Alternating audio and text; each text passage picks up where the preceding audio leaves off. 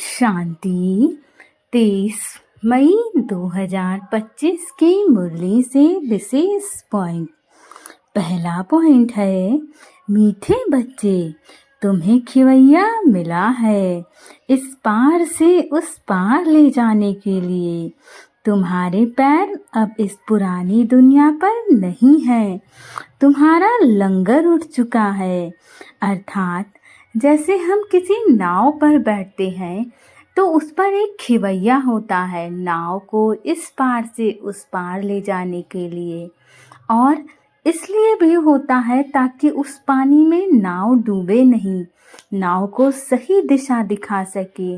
उसी प्रकार हमारा मीठा बाबा हमें मिला हुआ है हमारे जीवन को सही दिशा देने के लिए, ताकि हमारे जीवन की नैया इस भवसागर में कहीं भी डूबे नहीं।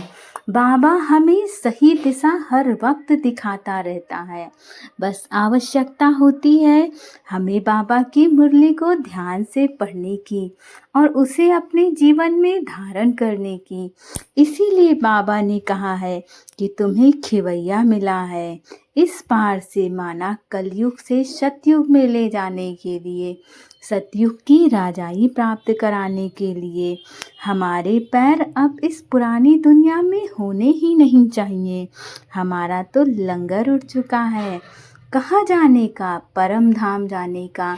हम बच्चों में जिनका भी पाठ होगा वो बच्चे जाएंगे सतयुग में, और जिन बच्चों का पाठ अभी सतयुग में नहीं होगा वो बच्चे परम धाम को जाएंगे।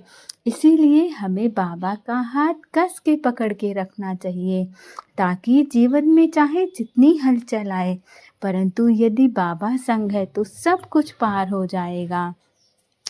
लेकिन आवश्यकता इस बात की है कि हमें धैर्य बनाए रखना होगा।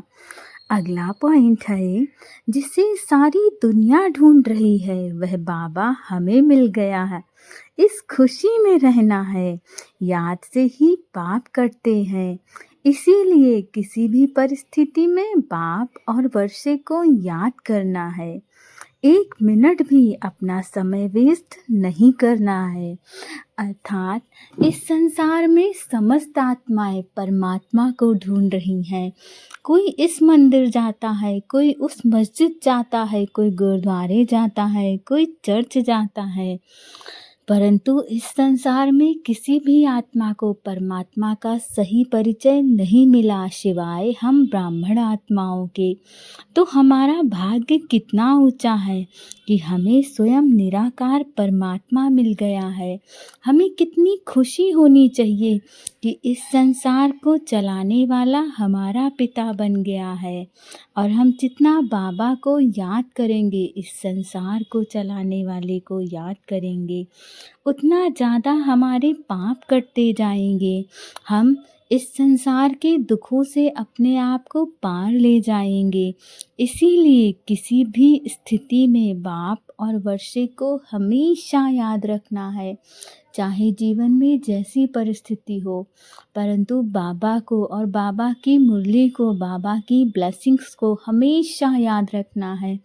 क्योंकि आपको सुनने में ये लाइन बहुत साधारण लग रही है कि बाबा की याद, बाबा की मुरली, बाबा की ब्लेसिंग्स, ये अपने आप में किसी जादू से कम नहीं है। इसीलिए चाहे जीवन में कैसी भी परिस्थिति हो, परंतु बाबा को याद रखिए। जब आप बाबा को याद रखते हो तो वो परिस्थिति भी यूं हवा हो जाती है, आपको पता भी नहीं चलता है। परंतु आवश्यकता है परमात्मा की याद में मगन रहने की। जितना आप उनकी याद में मगन रहोगे, उतनी आपकी चिंता परमात्मा को होगी। फिर आपकी समस्या परमात्मा की हुई, आपकी तो समस्या रही ही नहीं। और सोचिए, यदि परमात्मा ने आपकी समस्या को अपना मान लिया तो फिर आपके क्या कहने, आपका कितना ऊंचा भाग्य है। इसीलिए बाबा कहते हैं कि बच्चे अपना एक भी मिनट वेस्ट नहीं करना है, सदैव बाबा की याद में रहना है। अगला पॉइंट है, इस पुरानी दुनिया से बुद्धि का लंगर उठा देना है। बाबा हमारे लिए नया घर बना रहे हैं। यह है रौरव नर्क कंसपुरी।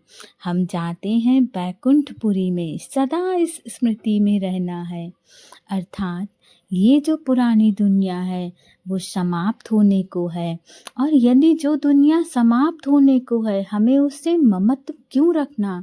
यदि हम ममत्व रखेंगे तो अंत समय में ये शरीर छोड़ने में बहुत समस्या होगी। इसीलिए ज़्यादा कोशिश करिए कि इस पुरानी दुनिया को याद ही मत करिए। बाबा तो हमारे लिए नया घर बना रहा है, तो हमें अपने उस नए घर को याद करना चाहिए। वहाँ से हमारा प्रेम होना चाहिए। वहाँ चलने की हमारी भरपूर तैयारी होनी चाहिए कि क्या हम उस घर में रहने के लायक बने हैं, और जो भी कमियां हैं उन्हें हमें दूर करना होगा। क्योंकि सतयुग में तो देवी देवता ही जा सकते हैं, तो हमें देवी देवता बनने की तैयारी करनी है। जो कमियां हैं उन्हें दूर करना है। इस रौरव नर्क से, कंसपुरी से हमें बैकुंठ धाम में जाना है, जहाँ हमारा बाबा रहता है, जहाँ केवल प्रेम, आनंद, सुख, शांति का ही अनुभव होता है। वहाँ किसी आत्मा में ईर्ष्या द्वेष की भावना ही नहीं होती है। हर आत्मा के कल्याण की कामना करती है। हम तो वहाँ जाने वाले हैं। इसी स्मृति में सदा रहना है और हमेशा खुश रहना है कि हमारा तो इस दुनिया से अब नाता ही खत्म होने को है। हम तो परम धाम के वासी बनने वाले हैं। हमारी तो राजाई सतयुग में है, इसीलिए हमें बहुत खुश होना चाहिए। अगला पॉइंट है, विहंग मार्ग की सेवा द्वारा विश्व परिवर्तन के कार्य को संपन्न करने वाले सच्चे सेवाधारी भव। अर्थात विहंग मार्ग की सेवा करने के लिए संगठित रूप में रूप बसंत, इन दो बातों का बैलेंस चाहिए। रूप और बसंत। जैसे बसंत रूप से एक समय पर अनेक आत्माओं को संदेश देने का कार्य करते हो, ऐसे ही रूप अर्थात याद बल द्वारा, श्रेष्ठ संकल्प के बल द्वारा विहंग मार्ग की सर्विस करो।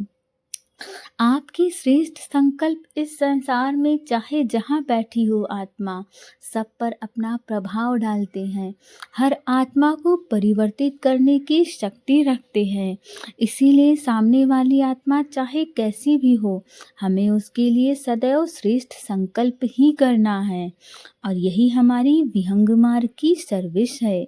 इसकी भी इन्वेंशन निकालो, साथ साथ संगठित रूप में दृढ़ संकल्प से पुराने संस्कार, स्वभाव व पुरानी चलन के तिल व जौ यज्ञ में स्वाहा करो। तब विश्व परिवर्तन का कार्य संपन्न होगा अथवा यज्ञ की समाप्ति होगी। हमें तो समाप्त करना ही है। ये संसार चाहे किसी भी माध्यम से समाप्त तो होगा ही, और इस दुनिया में आजकल जो हलचल है वो किसी से छुपी नहीं हुई है। तो यदि हमें पता है तो क्यों हम अपना समय ज़ाया करें। अगला पॉइंट है, बालक और मालिकपन के बैलेंस से प्लान को प्रैक्टिकल में लाओ। अर्थात सदैव इस बात का अनुभव करो कि हम बाबा के बच्चे हैं, और बाबा ने हमें शक्ति दी है कि हम मालिक बन सके। तो जहाँ आवश्यकता हो आप बाबा के बच्चे बन जाओ, और जहाँ आवश्यकता हो इस संसार के मालिक बन जाओ। इसी को आपको बैलेंस करना है, और इन्हीं बैलेंस के द्वारा जो बाबा ने प्लान दिया है इस धरा को सतयुग बनाने का, उसे सतयुग बनाओ। वास्तव में इसे प्रैक्टिकल में लाना है।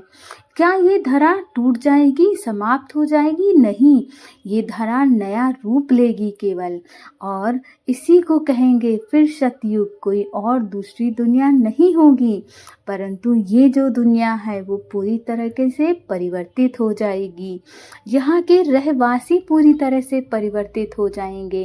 केवल वही आत्माएं रहेंगी जिनका असली गुण होगा प्रेम, आनंद, सुख, शांति, समृद्धि। तो हमें इस तरह से बालक और मालिकपन को बैलेंस करना है, ताकि हम बाबा के असली प्लान को प्रैक्टिकल में लाएं। ओम शांति।